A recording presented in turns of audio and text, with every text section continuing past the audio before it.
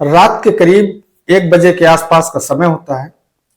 उस समय जो पत्नी अपने घर पर सो रहे होते हैं, तभी जो पत्नी होती है उसकी अचानक नींद खुलती है। जैसे ही उसकी नींद खुलती है, उसे अपने घर के अंदर से कुछ आवाजें सुनाई देती हैं। तभी वो अपने पति के पास में जाती है और अपने पति को जगाती है। और फिर वो जो पति होता है, जो उस महिला का जो पति होता है, वो उसी वक्त अपने बेटे, जो उसका बेटा दिल्ली में रहा करता है, अपने बेटे के पास में फोन करता है। और फोन करने के बाद में वो अपने घर पर, जो उसके घर पर हो रहा होता है, वो पूरी बात अपने बेटे को बताता है। और तभी जो वो बेटा होता है, वो बेटा अपने माता पिता से कहता है कि आप लोगों को परेशान होने की जरूरत नहीं है। आप लोग अभी तुरंत जो पुलिस स्टेशन है, उस पुलिस स्टेशन पर जाइए और इस बात की जानकारी दीजिए, इस चीज की सूचना दीजिए। और उसके बाद में दोस्तों, जब उस घर पर पुलिस आती है और पुलिस आने के बाद में जब वहां का नजारा देखती है, तो उस नजारे को देख करके पुलिस भी हैरान हो जाती है। जब लोगों को इस बारे में जानकारी होती है, तो लोगों के पैरों के नीचे की जमीन खिसक जाती है। तो आदाब, नमस्कार, सत श्री अकाल, मैं सागर पटेल। दोस्तों, कहानी शुरू करें उससे पहले आप लोगों से एक छोटा सा निवेदन है कि अगर अभी तक आप लोगों ने मेरे इस चैनल को सब्सक्राइब नहीं किया है, तो मेरे इस चैनल को सब्सक्राइब कर बेल आइकन को जरूर दबाएं। और अगर आप लोगों को यह सच्ची घटना सही जानकारी अच्छी लगे, तो इसे एक लाइक शेयर कर कमेंट बॉक्स में अपनी राय हमें जरूर दें। दरअसल दोस्तों, आज की ये जो कहानी है, आज की ये जो घटना है, इस घटना की शुरुआत होती है उत्तर प्रदेश से। उत्तर प्रदेश का एक जिला पड़ता है महाराजगंज, और उसी महाराजगंज के अंतर्गत एक थाना पड़ता है निचवत। और उस निचवत थाना के अंतर्गत और उस छोटे से गांव में एक विशाल नाम का लड़का अपने माता पिता के साथ में रहा करता है। अब जैसे ही विशाल शादी के योग्य होता है, तभी जो उसके माता पिता होते हैं, वो पड़ोस के ही एक गांव में रागिनी नाम की लड़की से विशाल की शादी कर देते हैं। अब जैसे ही विशाल की और रागिनी की शादी होती है, अब वो दोनों ये शादी करके बहुत ही खुश होते हैं। धीरे धीरे समय बीतता है और धीरे धीरे इधर इन लोगों की शादी को 5 साल बीत जाते हैं, और 5 साल में उन्हें एक बेटी भी हो जाती है। तभी जो विशाल होता है, वो पैसा कमाने के लिए दिल्ली चला जाता है।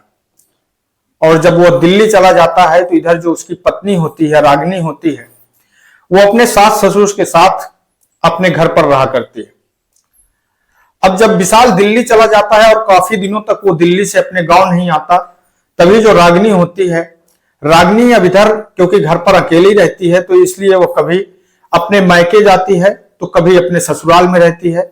उसकी जब जहां पर इच्छा होती है, वो तभी वहां पर रहती है। और वो इसलिए अब वो अधिक से अधिक समय तक अपने मायके में ही रहने लगती है। और जब वो अपने मायके में रहा करती है, तभी उसके जो मायके में एक लड़का होता है, उस लड़के से उसकी नजदीकियां बढ़ जाती हैं, उससे उसको प्रेम हो जाता है। और उसके बाद में वो दोनों एक दूसरे के साथ रिलेशनशिप में हो जाते हैं। और उसके बाद उसी के गांव में एक लड़का और होता है, जहां उस लड़के से भी रागिनी के प्रेम संबंध हो जाते हैं। जबकि वो दोनों लड़के जाना करते हैं कि जो उनकी प्रेमिका रागिनी है, वो शादीशुदा है, उसकी एक बच्ची है। इसके बावजूद भी उन्हें कोई इतराज नहीं होता है और वो रागिनी से प्रेम करने लगते हैं। इधर रागिनी को जब भी समय मिलता है, वो अपने किसी न किसी प्रेमी को अपने घर पर बुलाती है और उनके साथ में वो रिलेशनशिप बनाने लगती है। धीरे धीरे करके ये बात उन दोनों लड़कों को मालूम भी हो जाती है कि रागिनी उन दोनों लड़कों के साथ में रिलेशनशिप में है, पर उन्हें कोई इतराज नहीं होता है। जब जिसको मौका मिलता है, वो रागिनी के साथ में अपना समय व्यतीत करता है। धीरे धीरे ये बात अब रागिनी के पूरे मायके में, पूरे गांव में फैलने लगती है। तभी जब यह बात रागिनी के घर वालों को पता लगती है, तो जो रागिनी के माता पिता होते हैं, उन लोगों को जब इस बात की जानकारी होती है, तो उन लोगों को भी यह जानकारी होती है, उन लोगों को भी ऐसा लगता है कि जो उनकी बेटी रागिनी है, उसकी आदत खराब हो रही है। और इस वजह से वो लोग अब ये फैसला करते हैं कि वो अपनी बेटी रागिनी को अपने यहां से उसके ससुराल ही भेज देते हैं, वही ज्यादा अच्छा होगा। और उसके बाद में वो रागिनी को उसके ससुराल विशाल के घर भेज देते हैं। अब जैसे ही जो रागिनी विशाल के घर पहुंचती है, तब भी उसकी वो जो आदत होती है वो आदत छूटती नहीं है। तभी वो एक दिन अपने एक प्रेमी के पास में फोन करती है और फोन करके उससे कहती है कि हम आपसे मिलना चाहते हैं, काफी दिन हो गए हैं, हम लोग एक दूसरे से मिले नहीं हैं, क्या आप हमारे घर यहां पर मेरी ससुराल आ सकते हो। तभी जो उसका वो प्रेमी होता है वो कहता है कि अब आप अगर जैसा आप उचित समझें, अगर आप बुलाएंगी और आप जहां बुलाएंगी हम वहां पहुंच जाएंगे। इसी तरीके से वो अपने ससुराल में भी अपने उन प्रेमियों को फोन करती है और फोन करने के बाद में वो उन लोगों को अलग अलग टाइम पर बुलाती है और उनके साथ में अपना समय व्यतीत करती है। धीरे धीरे ये बात जो उसके सास ससुर होते हैं उन लोगों को भी कहीं ना कहीं ऐसा आभास होने लगता है कि जो उनकी बहू है उसकी आदत खराब है।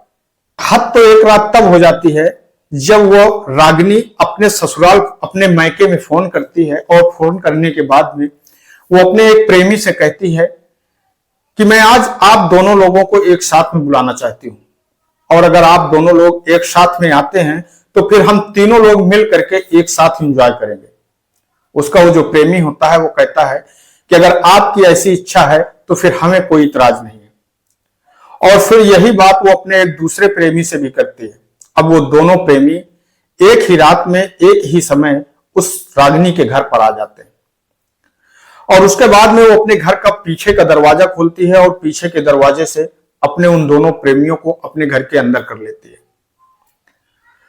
रात के वक्त जब वो तीनों एक साथ एक ही कमरे में समय व्यतीत कर रहे होते हैं, उसी समय रात के करीब 1 बजे के आसपास का समय होता है। जो उसकी सास होती है उसकी आंख खुलती है और वो जब आंख खुलती है तो वो देखती है कि जो उसकी बहू का कमरा है उस कमरे से उसे कुछ आवाजें सुनाई देती हैं, बातचीत करना सुनाई देता है। उसी वक्त वो चुपचाप उठती है क्योंकि उसे अपने बहू के ऊपर पहले से ही शक होता है और उठ करके वो अपने बहू के रूम की तरफ जाती है। और जैसे ही अपने बहू के रूम में जाकर के वो देखती है तो वो देखती है कि उसकी बहू के साथ में एक नहीं बल्कि दो लड़के वो भी आपत्तिजनक हालत में होते हैं।